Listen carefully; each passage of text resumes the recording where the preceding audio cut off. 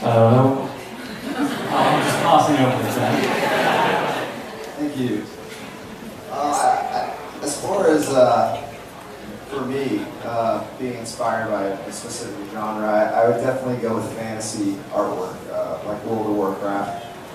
I think the archetypes fit well within the fantasy genre. You have the good and evil, the big armor, shoulder pads, fighting with swords, magic. I think I'm just more inspired by that type of genre. And I don't think there's any difference from me being an artist going into an art director as far as like what inspires me differently. I think it all works the same for me, I guess. And to see that type of artwork from other people, it inspires me. 好的，那我觉得说对我个人来讲，启发最大的还是奇幻的这个类型。那就是比如说像是那个魔兽世界，那我觉得说我们就是在这方面所做的，就关于这个艺术跟文类的这个搭配是做得很棒的，因为在里面故事里面有一个很强烈的就是善恶的对立这样的元素，然后在我们的艺术家所营造出来的像这些就是宝剑啊，然后很炫的一些盔甲啊，然后大的那个剑仙啊，然后使用魔法这个方面，我觉得都很棒的，给了我很多的想法。然后至于说我之前也是从艺术家起家，然后现在做艺术总监。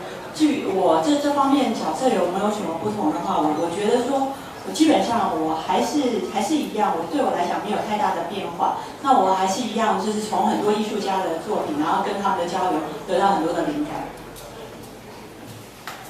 I think for me too, it's about it's epic fantasy that inspires me. What we tend to do at Blizzard is take that epic fantasy, albeit epic science fiction, and you marry that with a comic book sensibility, where everything is as big and as powerful and as muscular as it can be. So your hero is a mighty Thew barbarian. His muscles have to be enormous. The horns on his helmet have to be giant, and he's fighting an evil. It has to be the most evil of evils imaginable. So you build upon, you compound those emotions, because these are stories that sort of speak back to generations, that all cultures tell these stories of epic battle, the fight, the young hero fighting against the dark evil. And I mean, those are things that I think excite us. And what we get to do at Blizzard is tell those, and actually present those stories to players, so players can become those mythical heroes themselves. And I mean, I find that really inspiring. 好的，然后马尔克是说，以我个人的观点来讲的话，我也是很喜欢《魔兽世界》这里面这个充满奇幻的这个史诗这样子的震撼的这个感觉。然后大家可以看到，就是《魔兽世界》这个里面其实充满了，就是像漫画里面你可以感受得到的那种很敏感的那种对立的感觉。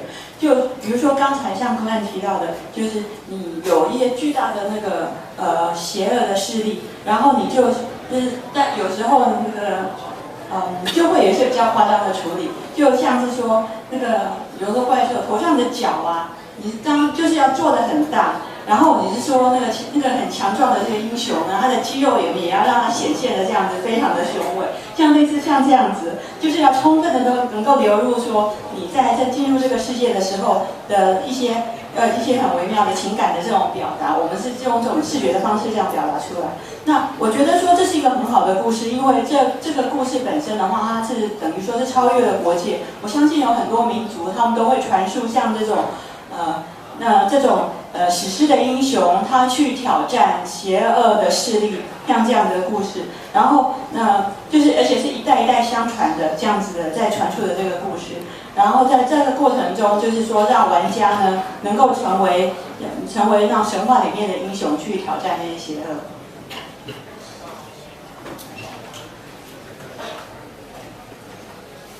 那接下来就是说。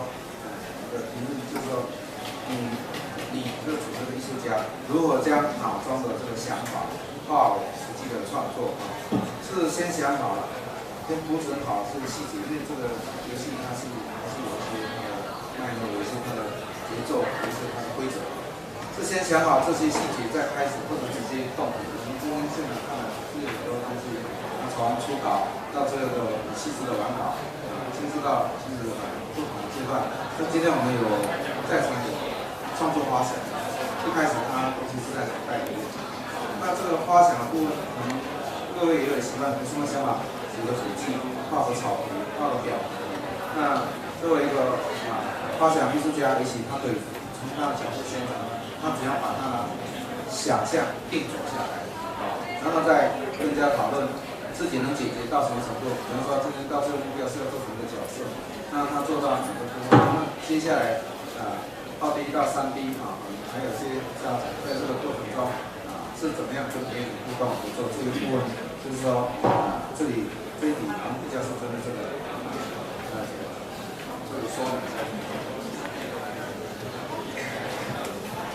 Yes. We speak mostly because it's similar to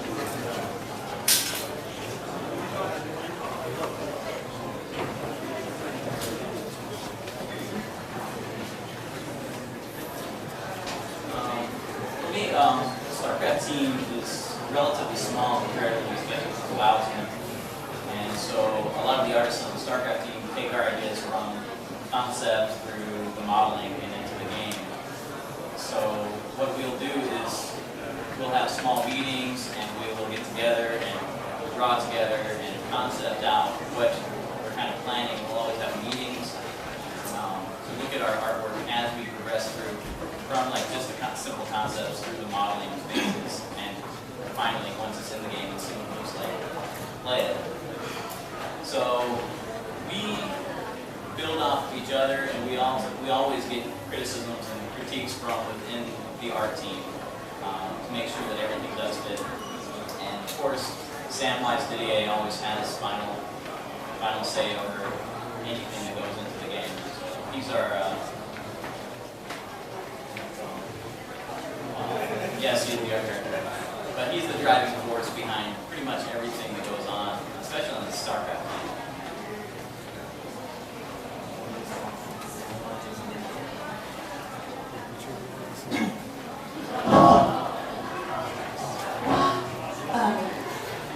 跟魔兽世界比起来的话，我们星海争霸本身的团队是小很多的，所以我们通常整个在发想的一个过程，就是可能大家有一些概念，然后我们艺术家会一起开会讨论，就这样，然后可能就是大家一起画一些东西啊，比较看看啊，然后互相的批评，所以基本上整个过程呢，大概就是从概念产生，然后我们会去做造型。然后一直发展到说整个游戏已经成型，差不多是这个样子。不过在这个方面的话，就是说我们这个部门的那个艺术总监呢，我觉得说很感激，他叫 CMS， 他就基本上就是说所有的东西就是大家发展差不多，然后他大概就是说有最后的这个决定权，然后会想说，这个游戏的话，会是最后定稿是什么样子。And I think, we are bringing ideas to life. There's definitely two types. There's something awesome go, and then there's usually maybe a hard idea that somebody has that we're trying to draw and realize their expectation. And I think the approach is always the same. Usually we maybe look at what happened in the past, we're looking for reference, possibly online, pictures, some type of inspiration from movies, books, our favorite artists. And from that, maybe we create a story of that character. Like, what do they do? If they're a hunter, we realize that they may need leather or chain armor or a bow or a gun or whatnot. And then after that, it's just working and reworking until we get the coolest character that we can. And that's, I think, our approach for ideas.